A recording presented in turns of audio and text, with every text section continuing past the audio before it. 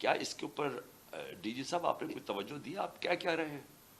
اس کا مطلب یہ کہ میں اگر ایک جج کے اوپر کہوں کہ یہ جج 2 نمبر ہے، اس کا مطلب ساری جوڈیشری 2 نمبر ہے۔ اگر وہ کوئی کہے کہ پی ٹی آئی کے اندر ایک کوئی کرپٹ آدمی ہے تو میں کہوں تم نے ساری پی ٹی آئی کو کرپٹ کہہ دیا۔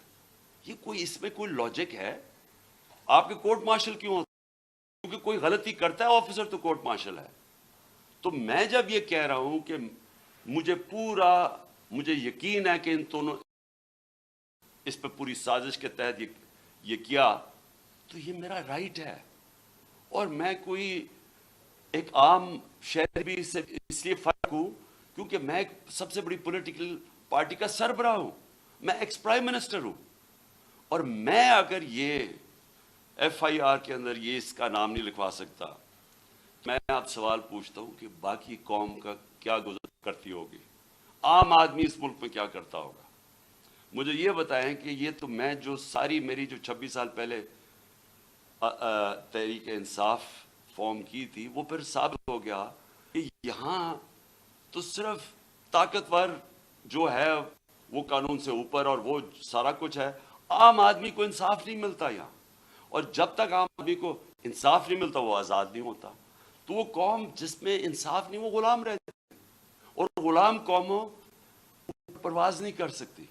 یہ میں جتنی بھی دنیا کی ڈیموکریسیز میں دیکھوں، یہ تاثر کوئی سوچ بھی نہیں سکتا اس طرح۔ پہلا میرا یہ پوائنٹ ہے۔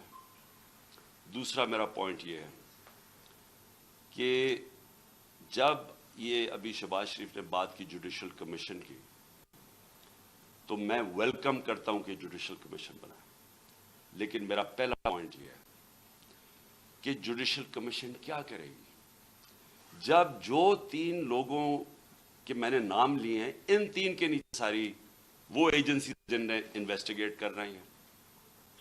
اب ہم کیسے ایک امپارشل، ایک صاف اور شفاف انویسٹیگیشن کروا سکتے ہیں جب ان کے سربراہ وہ بیٹھے ہوئے ہیں جن کے نیچے لوگوں نے انویسٹیگیٹ کرنا ہے؟